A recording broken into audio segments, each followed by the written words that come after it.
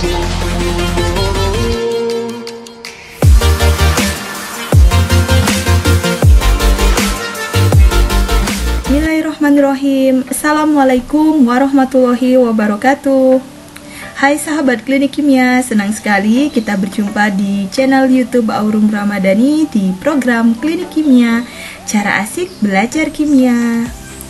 Oke sahabat klinik kimia, kali ini sahabat akan ditemani oleh Bu Murni untuk belajar bagaimana cara menghitung pH hidrolisis garam.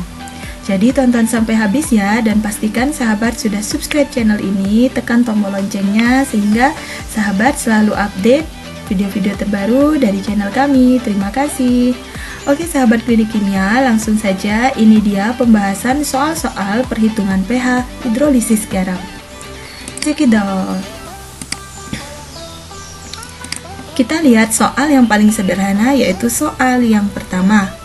Tentukan pH dari 1 liter larutan CH3COONA 0,1 molar jika diketahui Ka dari CH3COOH sama dengan 1 kali 10 pangkat min 5. Baik sahabat klinik kimia, di sini kita diminta untuk menentukan pH dari suatu larutan. Nah, larutannya adalah CH3COONA.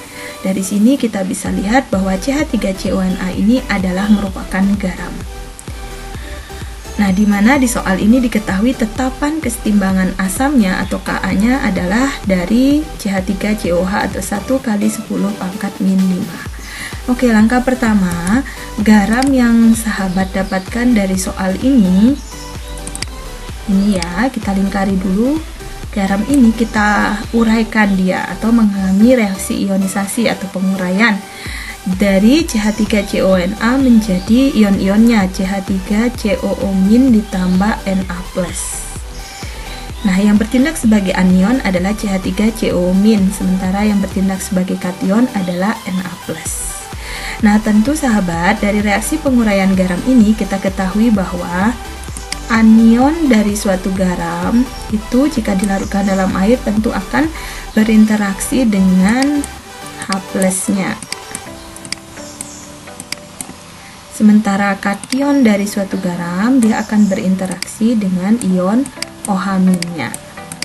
Nah, dari sini kita bisa ketahui bahwa asam basa pembentuk CH3CONA adalah CH3COOH. Jadi kita tulis asam basa pembentuknya di sini itu adalah CH3COOH, di mana kita ketahui bahwa CH3COOH adalah asam yang lemah. Sementara basa pembentuknya adalah NaOH, di mana NaOH adalah basa kuat. Nah, artinya jika larutan CH3COOH kita reaksikan dengan NaOH, maka akan dihasilkan garam CH3CONA. Nah, sekarang kita lihat di sini CH3CONA memiliki konsentrasi 0,1 molar. Nah, sesuai dengan perbandingan koefisiennya, maka konsentrasi dari CH3COO- juga 0,1 molar dan konsentrasi dari Na+ juga 0,1 molar. Nah, seperti pada teori sebelumnya bahwa jika ada suatu garam disusun oleh asam lemah dan basa kuat, maka komponen lemahlah yang dapat menghidrolisis air atau dapat menguraikan air.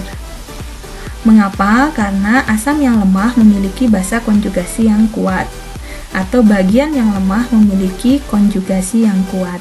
Nah, dari sini kita dapatkan bahwa yang mampu menghidrolisis air adalah CH3COOH, karena CH3COOH ini adalah komponen yang lemah. Sementara NaOH adalah basa yang kuat, berarti memiliki asam konjugasi yang lemah sehingga tidak dapat menghidrolisis air.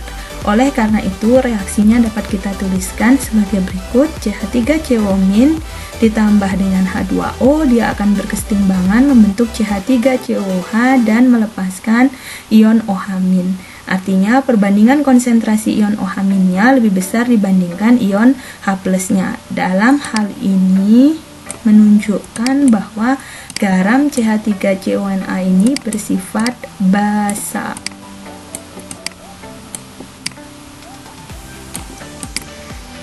Oke sahabat klinik kimia, jika sahabat tidak menguraikan proses penguraian garam ini, sebenarnya kita bisa lihat dari komponen asam basa pembentuknya. CH3COOH adalah asam lemah, sementara NaOH adalah basa yang kuat. Nah, secara hafalan yang kuat akan menang gitu ya. Kemarin saat video sebelumnya, maka garam ini bersifat basa. Kenapa? Karena basanya kuat.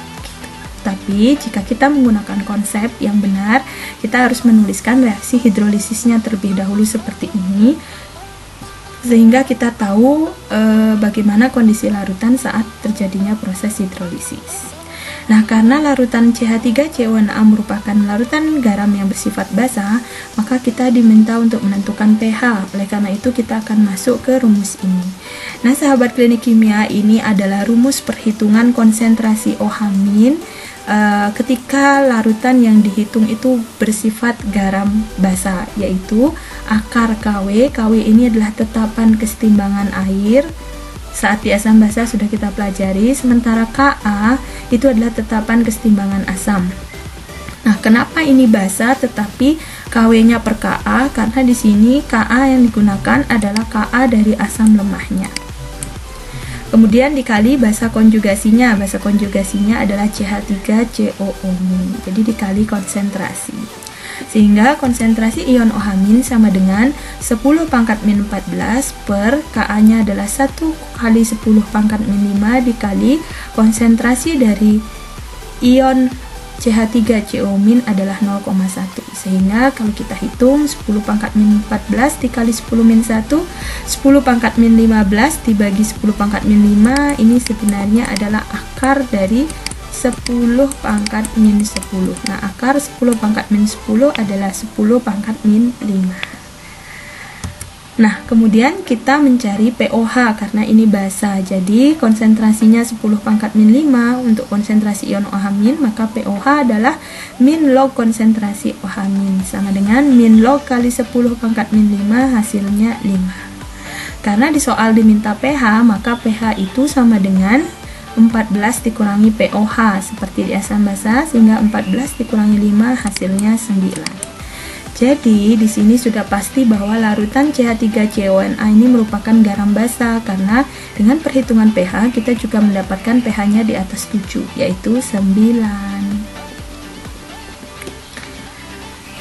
Oke sahabat klinik kimia, kita masuk ke soal yang kedua. Variasi soal berikutnya adalah tentukan pH dari larutan NH4 2 kali SO4 0,1 molar dengan nilai Kb dari NH4OH atau biasanya ditulis juga Kb dari NH3, yaitu 1 kali 10 pangkat min 5. Nah, berapa pH-nya? Sama seperti soal yang pertama, kita akan membahas dari kata kunci ini, yaitu garam NH4 2 kali SO4.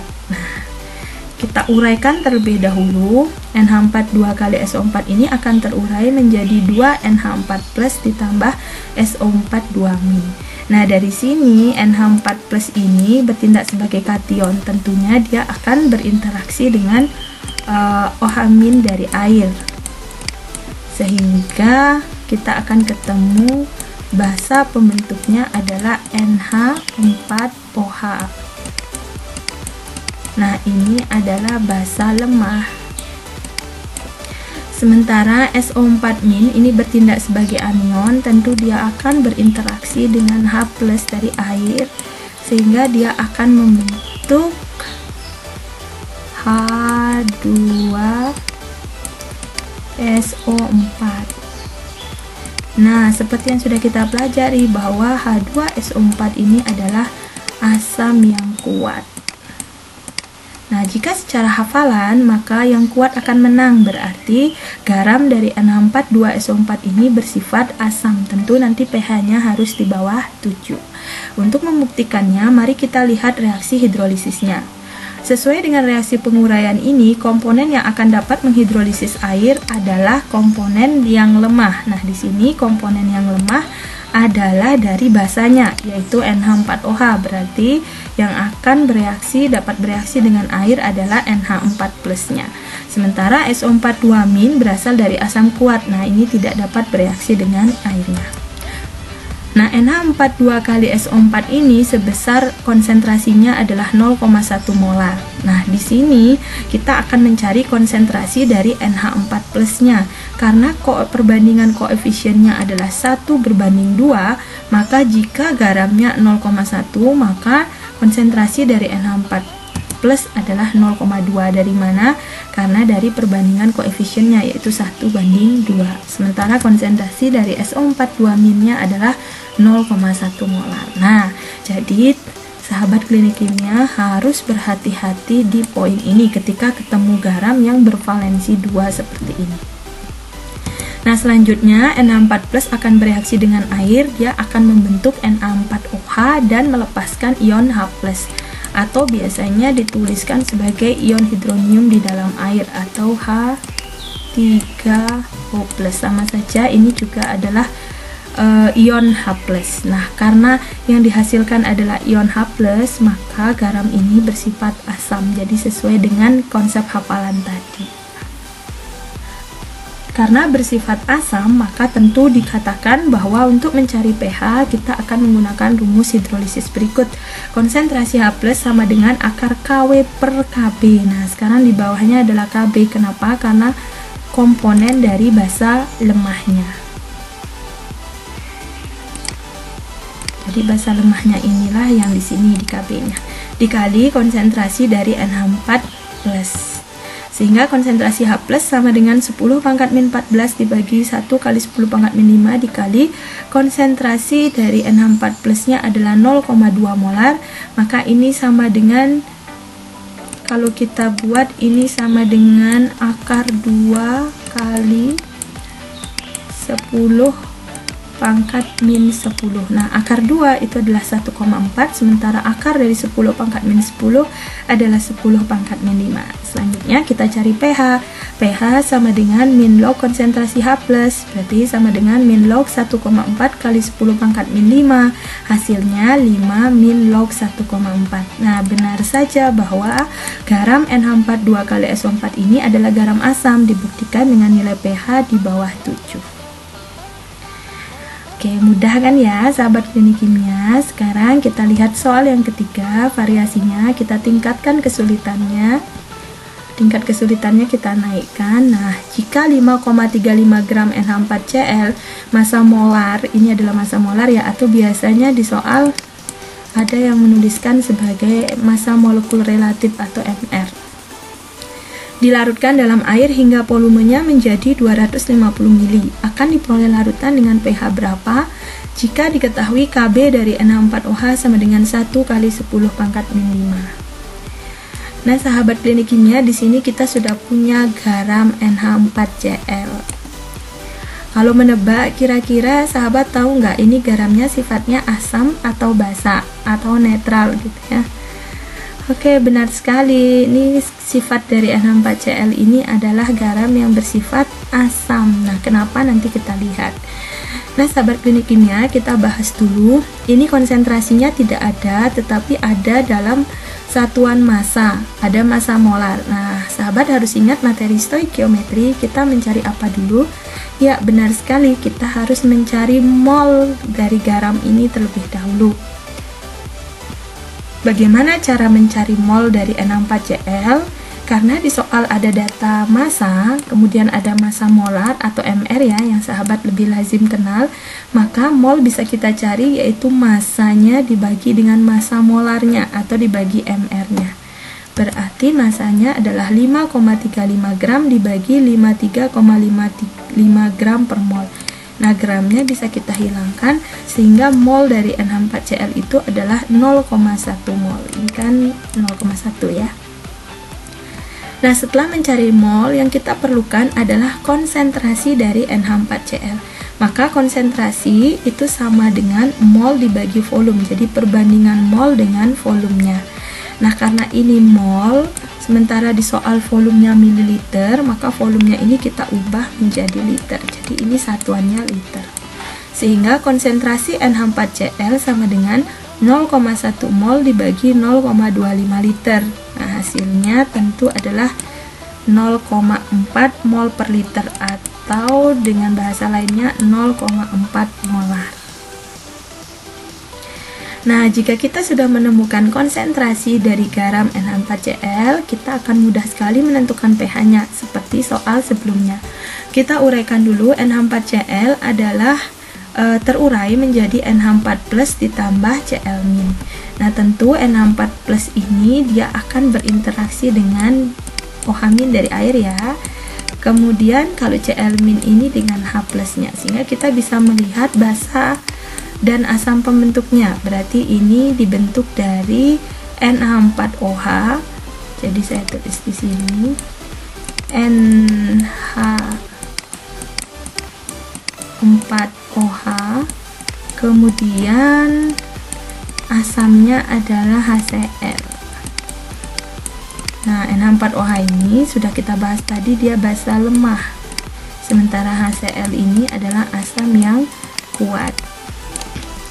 Sehingga yang nanti akan dapat menghidrolisis air adalah yang komponen lemah, berarti dari basa lemahnya. Sementara asam kuatnya tidak bisa. Nah, ini tadi yang disebut sebagai hidrolisis sebagian ya, hanya kationnya saja yang bisa menghidrolisis air. Nah, NH4Cl memiliki konsentrasi 0,4 molar, kita dapat dari perhitungan ini. Karena koefisiennya sama perbandingannya, maka NH4+ juga 0,4 molar dan Cl-nya juga 0,4 molar. Kemudian karena yang bisa menghidrolisis air adalah NH4OH, kita tuliskan NH4+ ini ya, reaksi hidrolisisnya ditambah H2O berkeseimbangan menjadi NH4OH ditambah H+. Jadi NH4Cl ini adalah garam yang sifatnya asam. Karena ini dilepaskan untuk dihasilkan ion H+ di dalam larutannya. Maka untuk mencari pH-nya kita gunakan rumus ini lagi. Konsentrasi H+ sama dengan akar KW per KB dikali konsentrasi dari NH4+. Berarti akar 10 pangkat min 14 dibagi 1 kali 10 pangkat min 5 dikali 0,4 sama dengan ini adalah akar dari 4 kali 10 pangkat min 10. Nah, akar 4 itu adalah 2 dikali 10 pangkat min 5, yaitu akar dari 10 min 10 pangkat min 10. Sehingga kita bisa mencari pH selanjutnya. pH sama dengan min log konsentrasi H+ sama dengan min log 2 kali 10 pangkat min 5, sehingga pH-nya adalah 5 min log 2. Jadi sama ya seperti yang sebelumnya pH-nya, tapi zatnya yang dilarutkan adalah berbeda. Nah, ini variasi soalnya. Kita diberikan tantangan untuk mencari molaritasnya dulu, baru mencari pH-nya. Dan sahabat, kita lihat variasi soal yang keempat, ini tantangannya jauh lebih besar ya. Sekarang tantangannya adalah ini. Ada soal seperti ini, sebanyak 400 ml larutan CH3COH 0,05 molar. Jadi di sini nggak ada garamnya sahabat klinik kimia, adanya asamnya. Direaksikan dengan 100 ml larutan KOH 0,2 molar. Ini basanya. Menurut reaksi CH3COH tambah KOH, dia akan menjadi CH3COK tambah H2O. Berarti asam ditambah basa, garam ditambah air.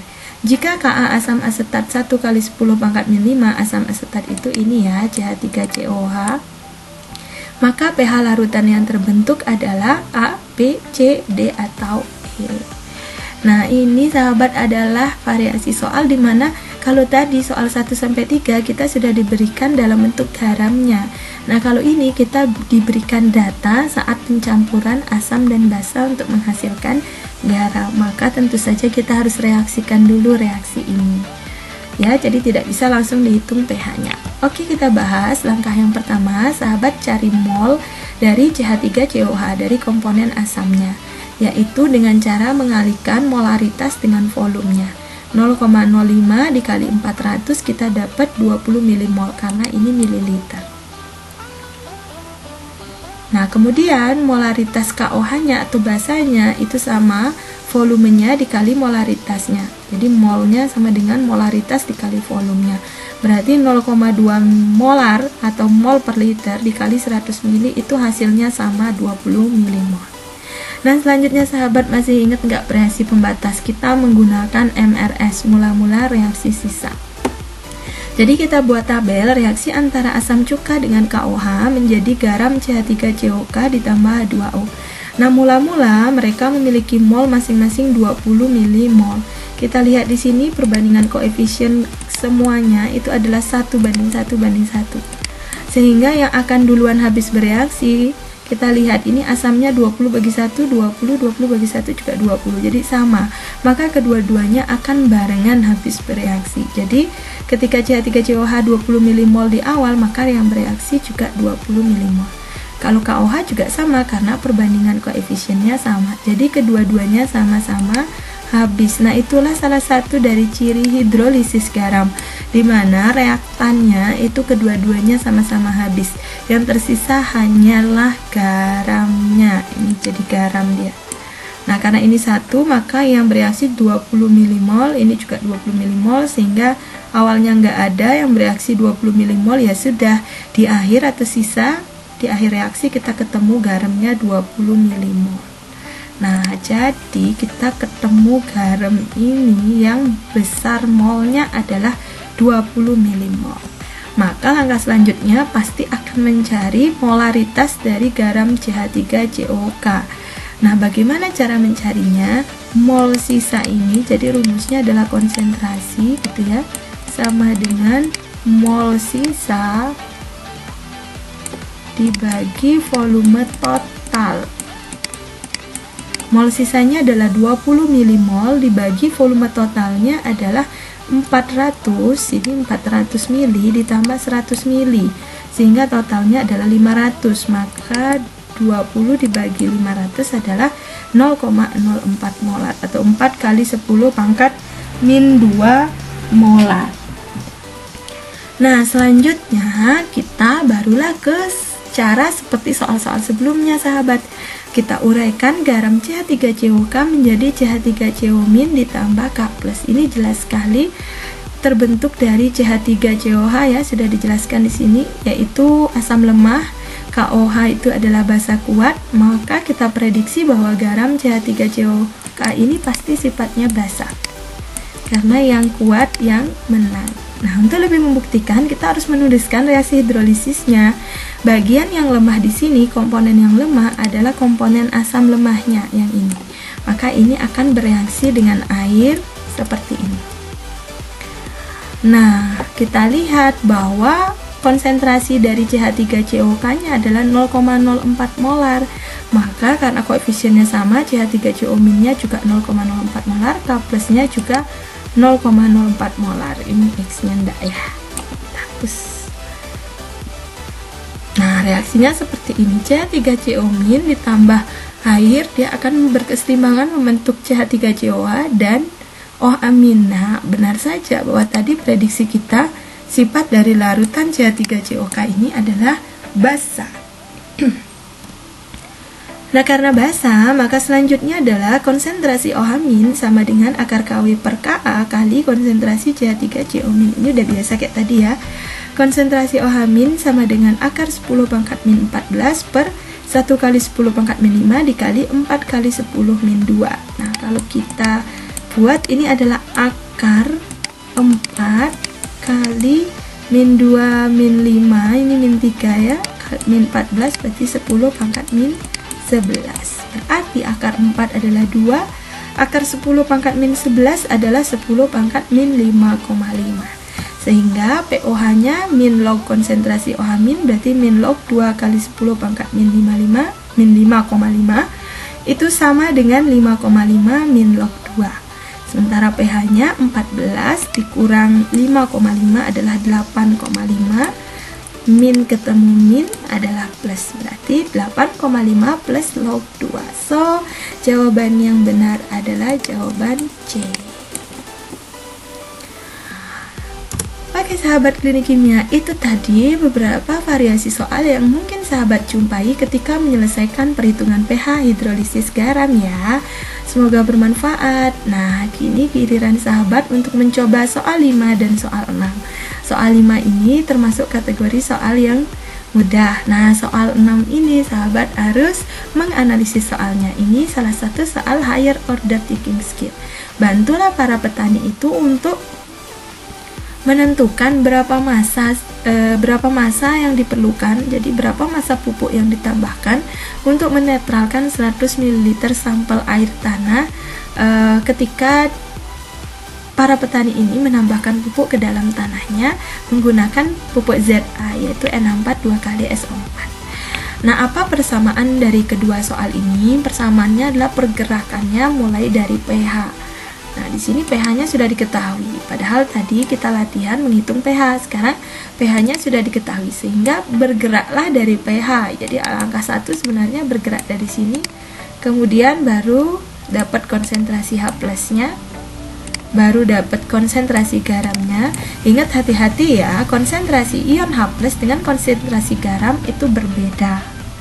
Ya, kemudian baru dicari masanya dengan menggunakan hubungan massa dengan mol gitu ya. Misalnya mol itu adalah massa dikali massa dibagi mR.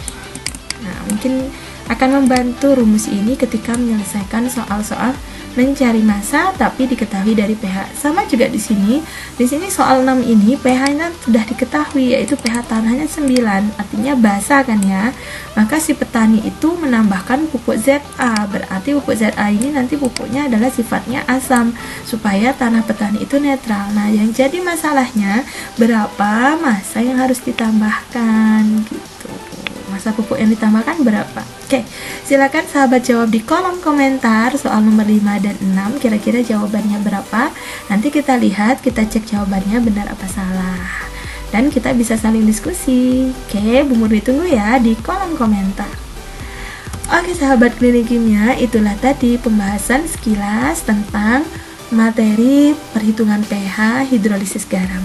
Semoga bermanfaat ya. Terima kasih, dan jangan lupa untuk like, comment, subscribe, dan share tentunya agar video ini lebih bermanfaat lagi.